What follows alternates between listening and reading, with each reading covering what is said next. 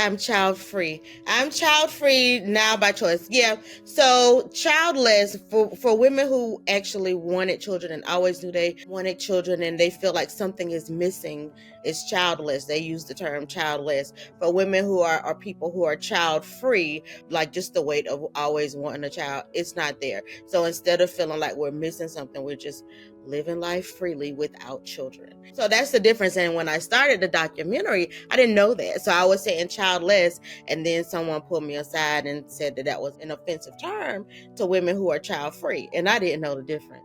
Me either. So yeah, it's a thing. So I'm in the child free category, and women who either could not have children or wanted them and it just didn't work out for them, they feel like they are childless because they are missing a child.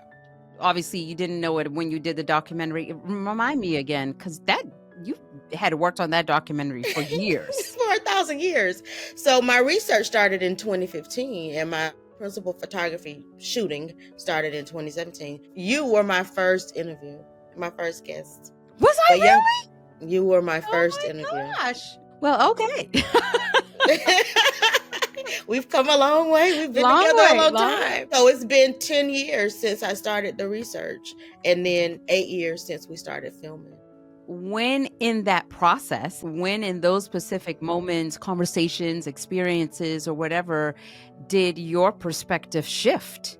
I want to think this was probably like 2018 or 19. I already started filming, doing the interviews for Eggs Over Easy, and my auntie, Aunt Linda, she pulled me aside and said, hey, I think you should consider 60-year-old you. Well, 60-year-old you, like you're fine now and you're vacationing and living your best life.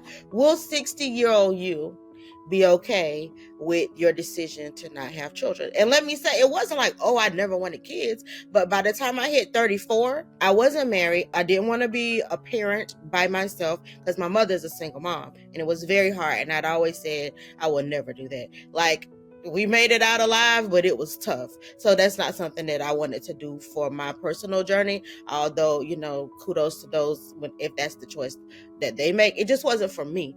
So at 34, when I wasn't married, and I was like desperate, like, oh my God, I have to get married. First of all, I went to Spelman and Morehouse is across the street. So it's already kind of ingrained, like, you're probably going to get married. So my thoughts were, okay, by 25, I'll be married and we'll, move through this, have kids, get the house, the picket fence and all the things, minus the dog because of my allergies. But all these things, like, I had it to the point of, okay, no pets because of allergies. Like, this was the picture that I had in my mind. And then by the time I reached 34, I was not in a relationship, no marriage in sight. I had a very difficult mid-30s. I was like so pressed. I would date people I wasn't compatible with, not making good decisions,